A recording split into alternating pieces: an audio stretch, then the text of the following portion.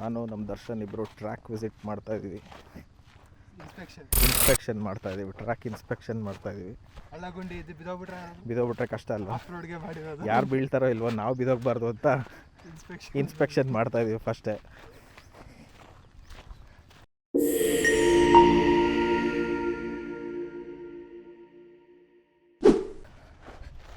ಜಾರ್ತಾ ಇದ್ದೀನಿ. ಇಲ್ಲಿಂದ ಹತ್ತಿ ಇಲ್ಲಿ ಇಳಿಸಿ ಮತ್ತು ಇಲ್ಲಿಂದ ಇನ್ನೊಂದು ಸ್ಟೆಪ್ ಇಳಿಸ್ಬೇಕು ಕೆಳಗಡೆಗೆ. ಸೊ ನೋಡ್ತಾ ಇದ್ದಾರಲ್ಲ, ಒಂದು 2 ಸ್ಟೆಪ್ ಥರ ಮಾಡಿದ್ದಾರೆ. ಬಟ್ ತುಂಬ ದೊಡ್ಡದಿದೆ ಇದು. ನೀವು ಆ ಕಡೆಗೆ ನೋಡಿದ್ರೆ ಟ್ರ್ಯಾಕು ಸ್ಟೀಪ್ ಇದೆ.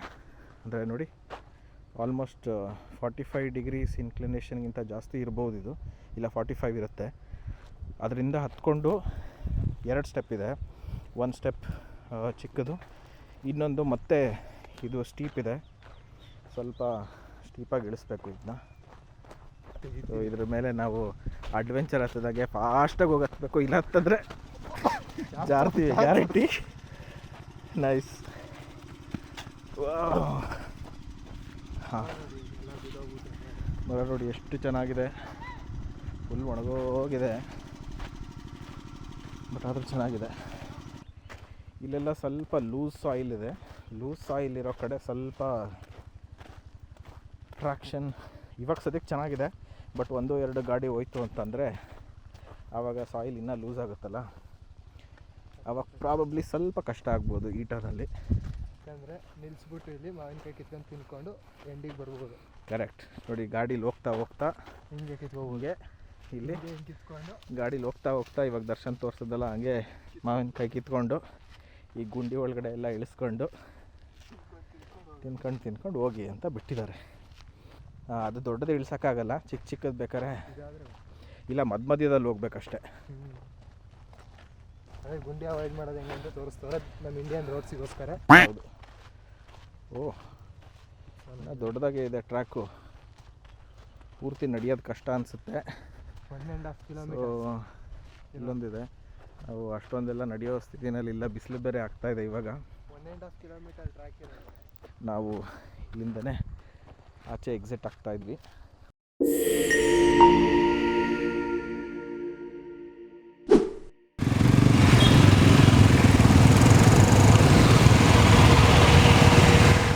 You notice when I'm going to start the motorcycle, you have to guys pay attention to the front wheel over here at the suspension area. Can you see all this area?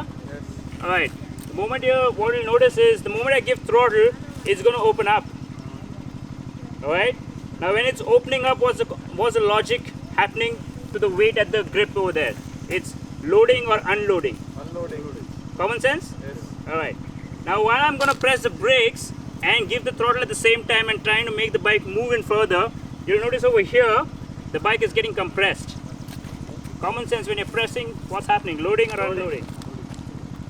So when you're pressing the tire down onto the ground and maneuvering with it, you're going to get more grip or lesser grip. And when you're doing the opposite, you're going to get more or less. Lesser. So what you want? More.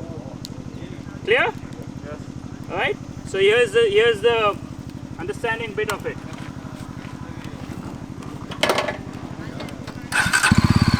Pay attention over here. I'm just simple.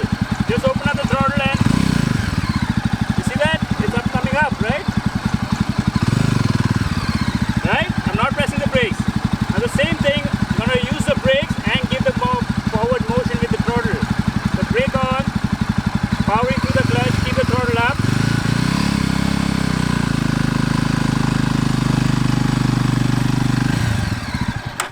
Building more grip.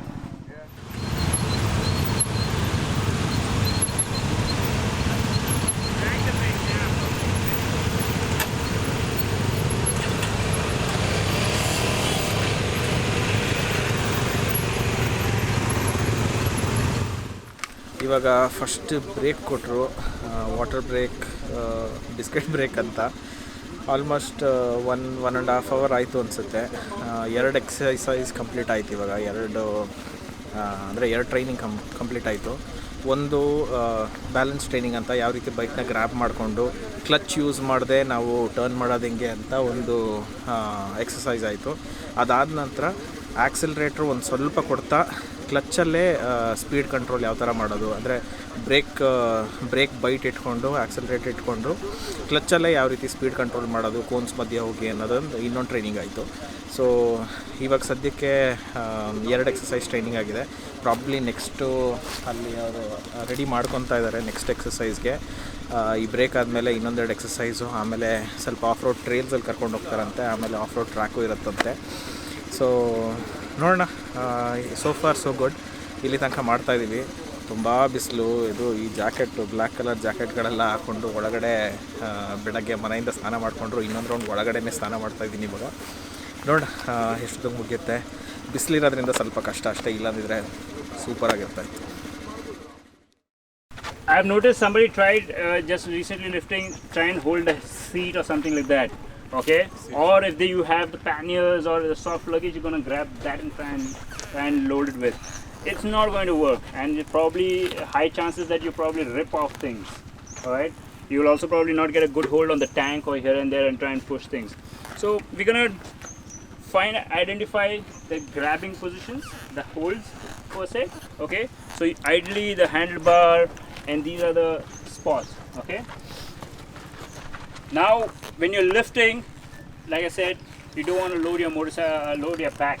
You want to go a long ride back home, and you don't want to go with a sprained back behind So the technique is very simple.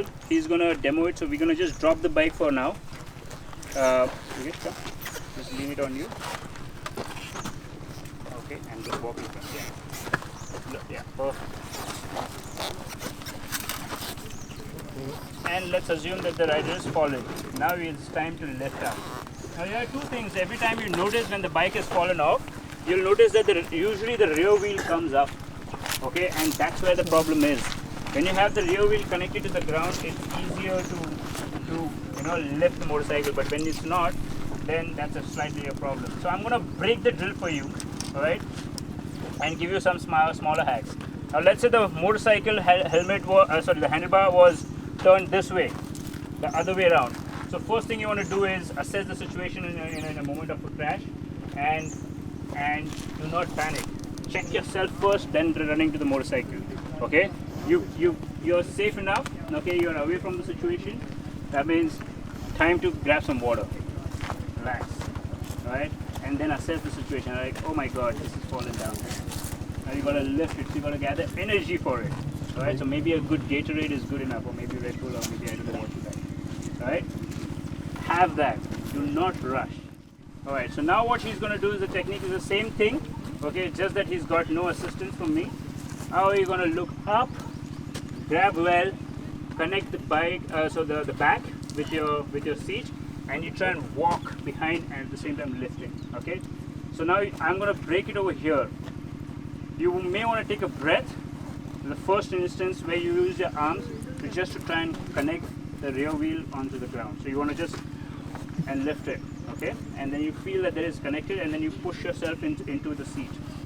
You have a pause moment over there. You can take a stronger foot back or forth the way you like it, okay, and then start thinking of standing up, okay, or start thinking of pushing the bike and walking behind it. Okay, go for it. So he's got his stronger leg in front, and then first connect and lift up to the rear wheel, yeah, with the arms, and now walk behind. It's that simple. Okay.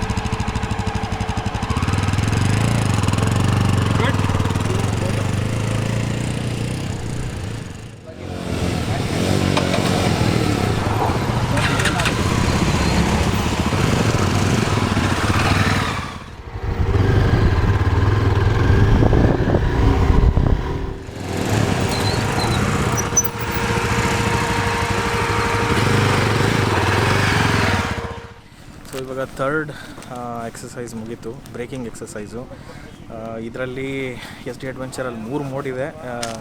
Road, rain mode ಮತ್ತು of road mode, 3 ABS mode ಇದೆ. 3 ABS ಮೋಡಲ್ಲಿ breaks ಯಾವ ರೀತಿ apply ಆಗುತ್ತೆ, work ಆಗುತ್ತೆ ಅನ್ನೋದಕ್ಕೆ ಒಂದು exercise ಇತ್ತು. 2 cones ಇರ್ತಾಯಿತ್ತು. ಒಂದು ಕೋನ್ ಹತ್ರ ಬ್ರೇಕಿಂಗ್ ಸ್ಟಾರ್ಟ್ ಮಾಡಬೇಕು, ಇನ್ನೊಂದು ಕೋನ್ ಹತ್ರ ಬಂದು ಕರೆಕ್ಟಾಗಿ ಹಾರ್ಡ್ ಸ್ಟಾಪ್ ಮಾಡಬೇಕು. ಸೊ ಡಿಸ್ಟೆನ್ಸ್ ಸ್ವಲ್ಪ ಕಡಿಮೆನೇ ಇತ್ತು. ಫಾಸ್ಟಾಗಿ ಬಂದು ಬ್ರೇಕ್ ಹಾಕಿ ಒಂದು ಡೆಸ್ಟಿನೇಷನ್ ಹತ್ರ ಹಾರ್ಡ್ ಸ್ಟಾಪ್ ಮಾಡಬೇಕಾಗಿತ್ತು. 3 ಮೋಡಲ್ಲಿ ಟ್ರೈ ಮಾಡಿಸೋದು. ರೋಡ್ ಮತ್ತು ರೈನ್ ಮೋಡಲ್ಲಿ ABS ವರ್ಕ್ ಆಗೋದ್ರಿಂದ ಹಿಂದ್ಗಡೆ ವೀಲ್ ಸ್ಕಿಡ್ ಆಗೋಲ್ಲ. ಬಟ್ ಆಫ್ ರೋಡ್ ಮೋಡಲ್ಲಿ ಸ್ಕಿಡ್ ಆ್ಯಂಡ್ ಸ್ಲೈಡ್ ಎಲ್ಲ ಆಗಿ ನಿಂತ್ಕೊಂತು. ಚೆನ್ನಾಗಿತ್ತು ಎಕ್ಸ್ಪೀರಿಯೆನ್ಸು. ಸೊ ಇವಾಗ ಬ್ರೇಕಿಂಗ್ ಎಕ್ಸಸೈಸ್ ಮಾಡಿದ್ಮೇಲೆ I think off road trail set ಮಾಡಿದ್ಮೇಲೆ ಅದು ತುಂಬ ಹೆಲ್ಪ್ ಆಗುತ್ತೆ ಅನಿಸುತ್ತೆ. ಸೊ ನೆಕ್ಸ್ಟ್ ಎಕ್ಸಸೈಸ್ ನೋಡೋಣ.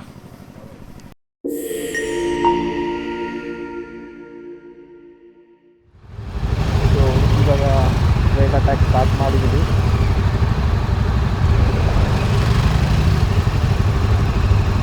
ಒಬ್ಬೊಬ್ಬರೇ ಟ್ರೈನ್ ಹೋಗ್ತಾ ಇದ್ದಾರೆ. Next my turn.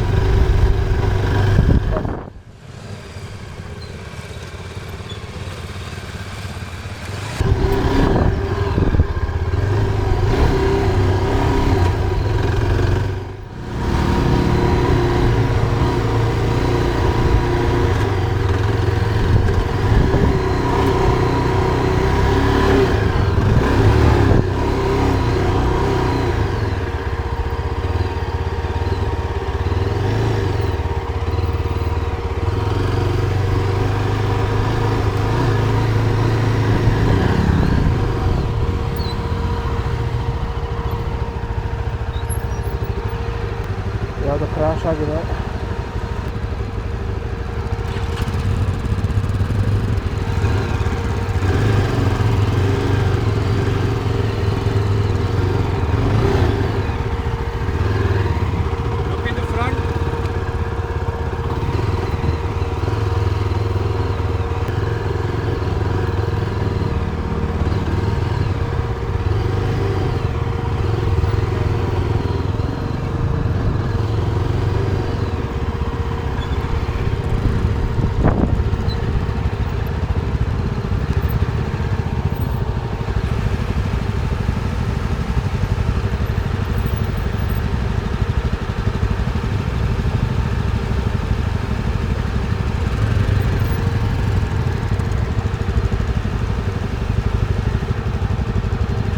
ಕ್ರಾಶ್ ಆಗಿತ್ತು.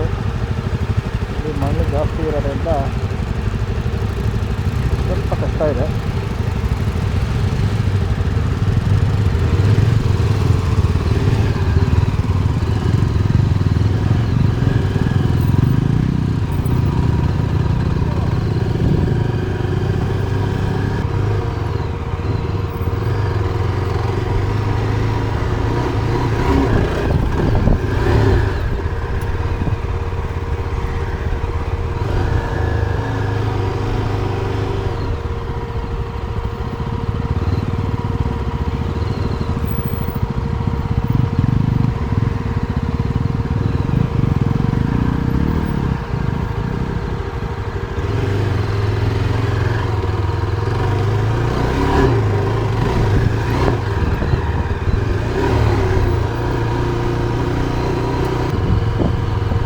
ಅದಾಗಿದೆ ಗುರು. ಆಫ್ ರೋಡ್ ಟ್ರ್ಯಾಕ್ ಮಾತ್ರ ಪರವಾಗಿಲ್ಲ. ಇವಾಗ ಒಂದು ಸ್ವಲ್ಪ ಆಫ್ ರೋಡ್ ಮಾಡಬಹುದು ಅನ್ನೋ ಒಂದು ಕಾನ್ಫಿಡೆನ್ಸು ಬಿಲ್ಡಪ್ ಆಗ್ತಾ ಇದೆ. ಸ್ವಲ್ಪ ತುಂಬಾ ದೊಡ್ಡದು ಗುಡ್ಡಗಳಿದೆ ಇಲ್ಲಿ, ಮಾಡಿದ್ದಾರೆ. ಸಕ್ಕತ್ತಾಗಿದೆ ಟ್ರ್ಯಾಕ್ ಮಾತ್ರ.